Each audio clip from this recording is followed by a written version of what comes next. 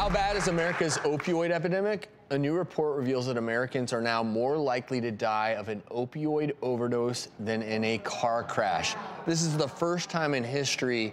If you talk about this and think about these numbers, the National Safety Council now says your lifetime odds of dying by an accidental opioid overdose, 1 in 96. The odds of dying in a motor crash, 1 in 103. So 1 in 103 versus 1 in 96. And this is based on 2017 mortality data. It seems to be getting worse every single year, so I wouldn't be surprised if these statistics continue to move in a really bad direction. And it's a really sad thing to see how quickly this has happened. Yes. It almost seems like yesterday we were naive that opiates were this dangerous, and then you wake up one day and everyone's dying from it. Well, I think there's also been a huge influx of illicit fentanyl more recently, which are synthetic opioids that are much, much more dangerous, and I think that that's also contributed to it. But I agree with you. I think there was a glut.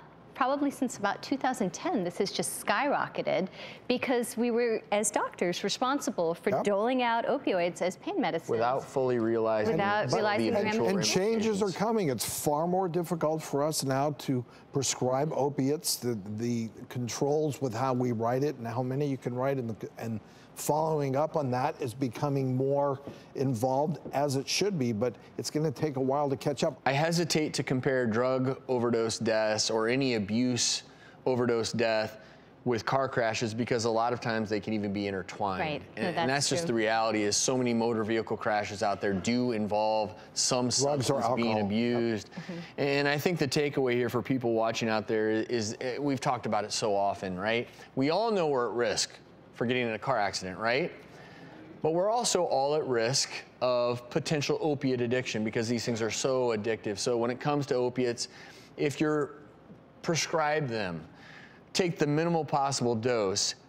Once you're done, do get rid of any unused pills. You leave those laying around the house, someone's gonna get into them.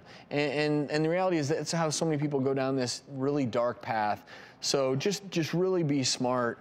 And if you don't need to take opiates, then don't. Oh, absolutely. I mean, 130 people die every day from opioid overdoses in the United States right now. It's astounding. Which is a horrifying statistic. I think you're going to see, hopefully, a sea change of sorts with, I don't want to jump the gun here because, look, so much more research needs to be done. But, look, we live in a country where a few years ago, medical marijuana or cannabinoids, very minimally available, yet opiates were running rampant, and we are seeing some hope where, again, if you could get someone using CBD instead of opiates for pain control in addition to other modalities and other pain control treatments, and I do think there's a lot of hope. I mean, think about it, Travis. We've been on the air now 11 years. 11 years ago, we weren't talking about either.